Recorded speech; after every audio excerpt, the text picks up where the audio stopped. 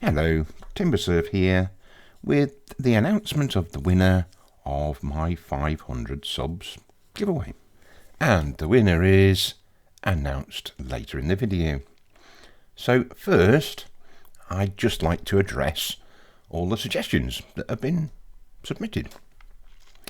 So I'm going to start in no particular order with Mark Kershaw, who is asking about piles of nets, buoys, boxes of fish, etc. Well, there are some already out there. Any scale models do a few bits and bobs, and so do Scale Scene. And I had thought about boxes of fish because I'm actually done a design for some boxes of fruit for a market stall, and I guess I could have a stall that has fish on it and therefore need some boxes with fish in. So yeah, that's a possible. He also mentioned reel. Yeah, could do that maybe. And mobility scooters, but they're definitely available currently. Owen's Model Railways would suggest a supermarket shopping trolley. Well, they are available from a number of suppliers.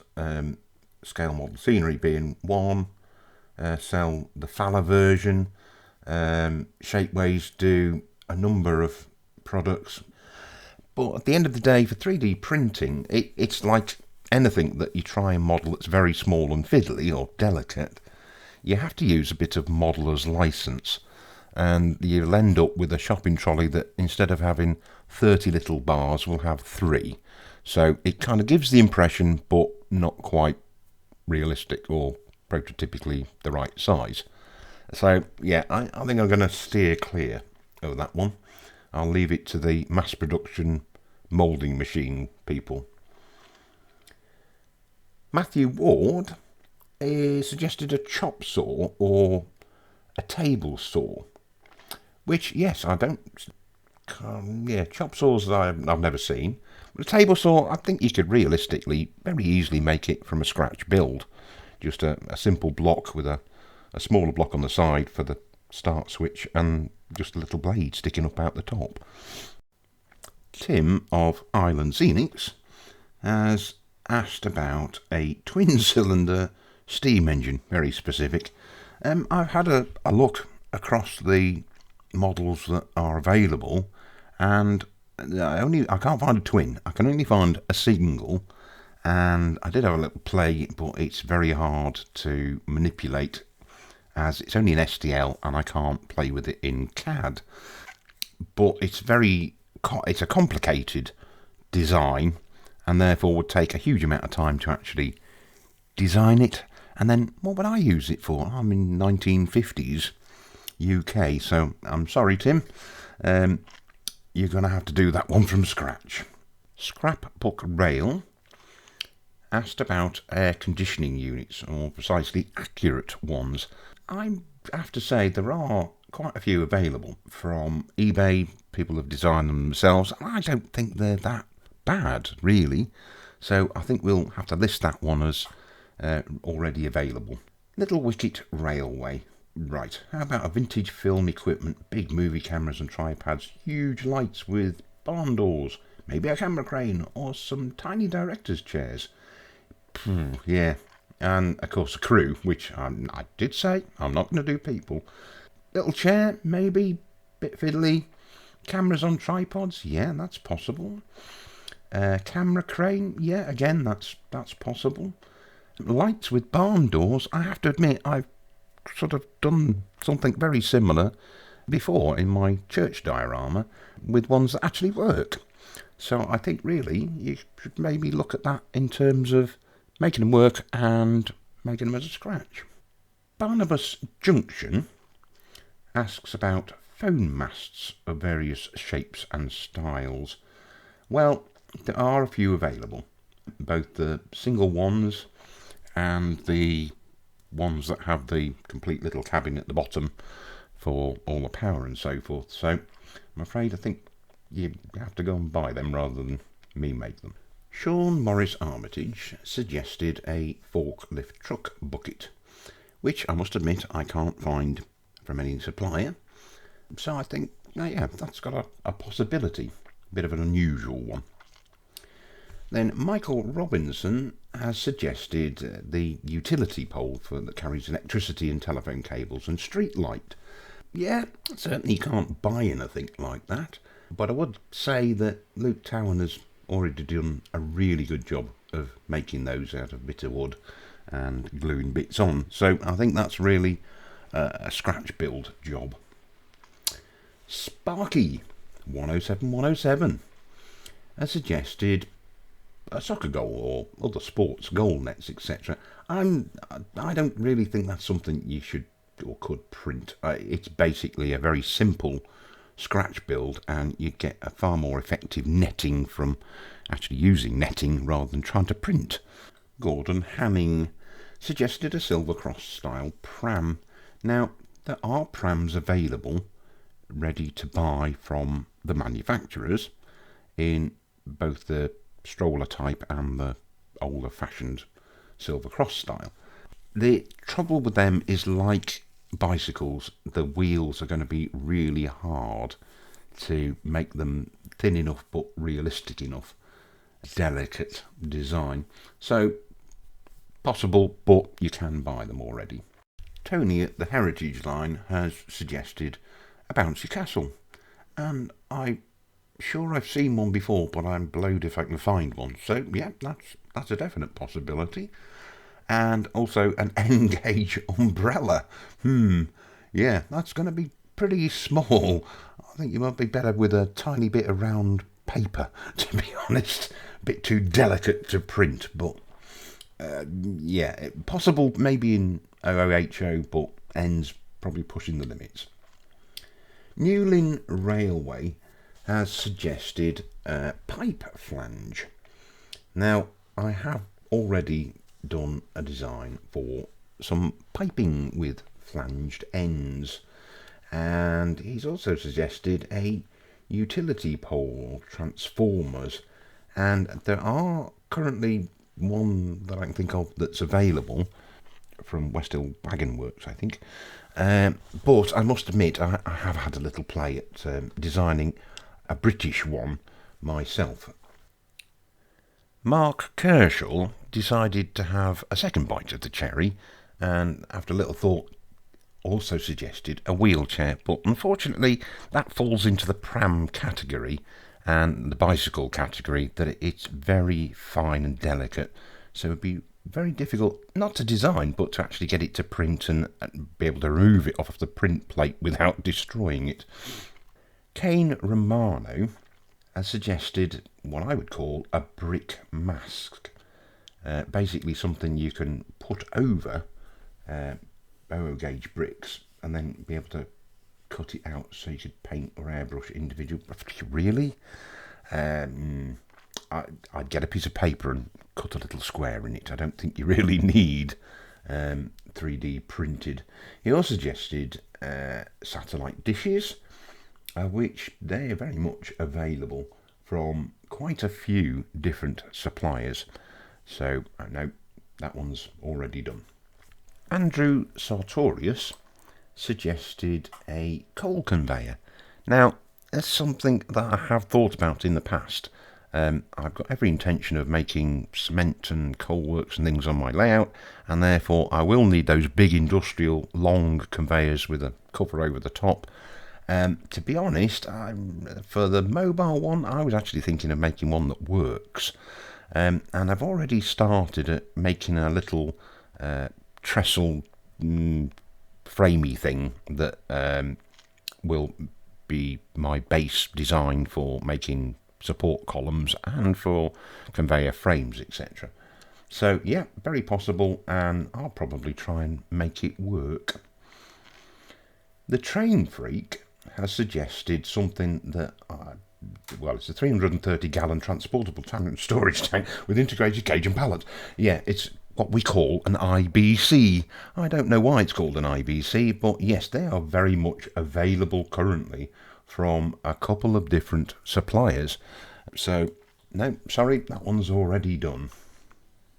Ben's Valley Railway has suggested a modern petrol pump, and I have to admit, Yes, there are a lot of petrol pumps available, but they're all oldie worldy 1980s ones. You can get modern petrol pumps, but unfortunately most of them tend to be as part of a kit of a garage, so tend to be perhaps a little expensive, but they are available. Brockwell Lane has suggested buffer stops. Now, yes, you could definitely 3D print them, but I have to admit I bought them in the past from a company called Lanarkshire Models, and they are simply superb. I would strongly recommend that you have a look at their website, and if you want some really realistic buffers that are specific to regions and eras, then that's the go-to company for those. Pete Clark has suggested a vacuum cleaner for your floor, an automated one, an iRobot yeah. At the end of the day, if you think about the scale, they're about a foot wide, so 4mm, and yeah, it's just a little disc. They have no contours or textures on them, so I think you need to do that with a scratch build. Just cut out a little disc. Flint Hills Model Railway has suggested dustbins and flower pots in N-gauge.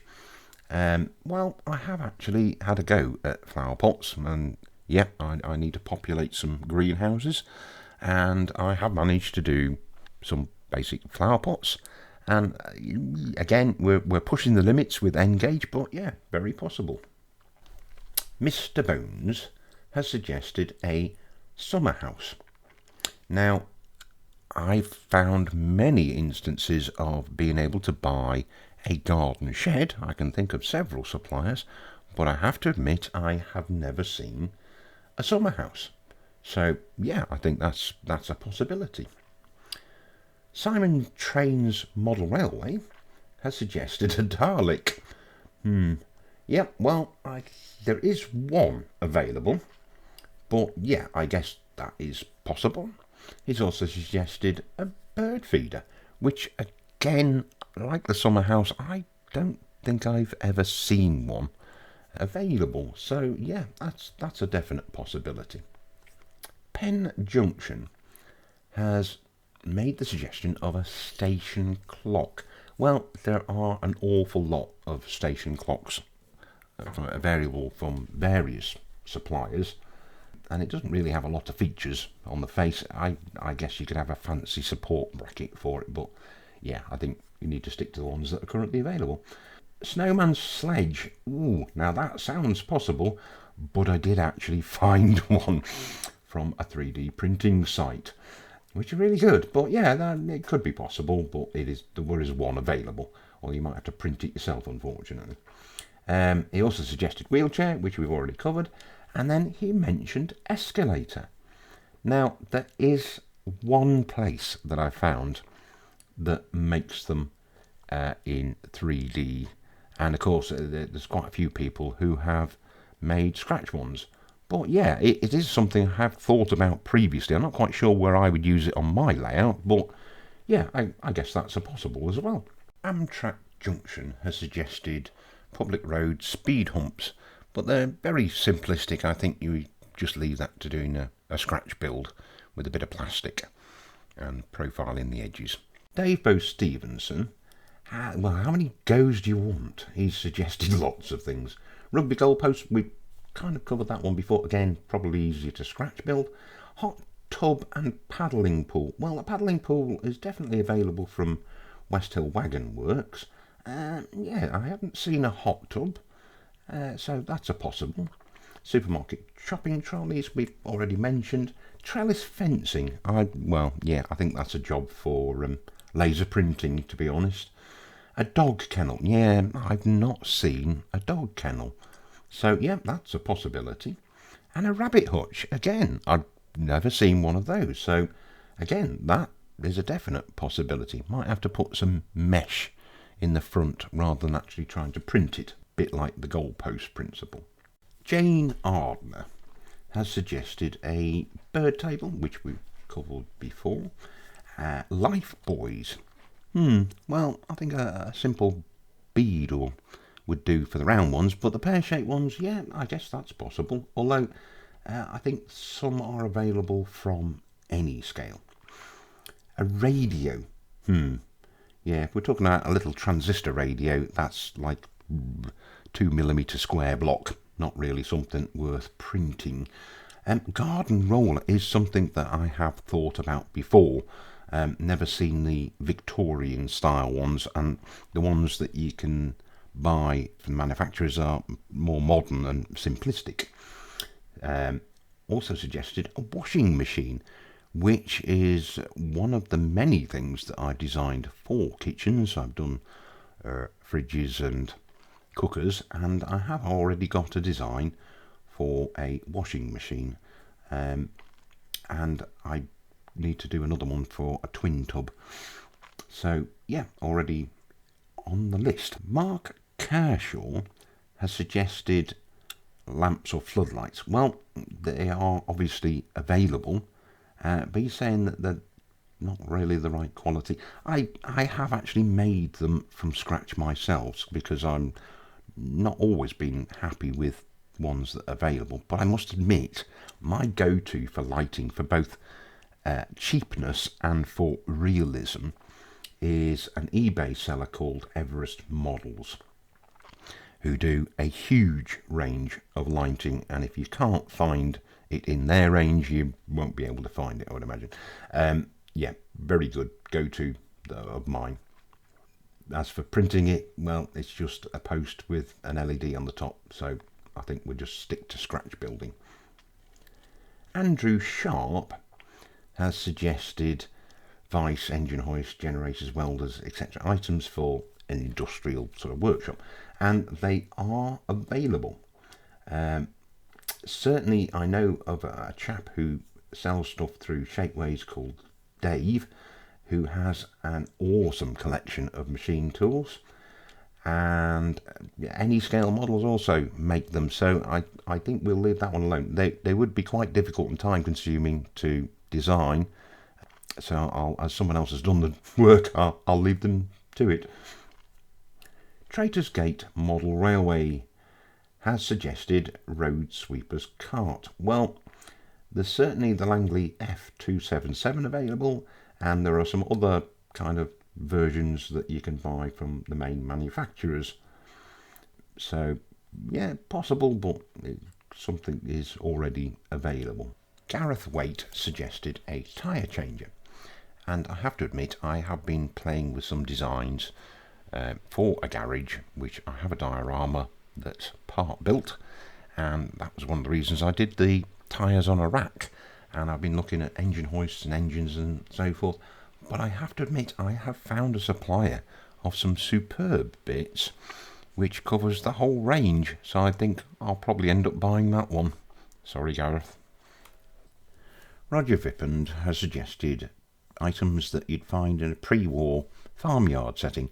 I'm not sure whether he means the sort of tractor implements or just hand tools, spades and forks and things, but there are a couple of suppliers that do these, including model scale scenery, and 7 Models do some absolutely fantastic brass hand tools.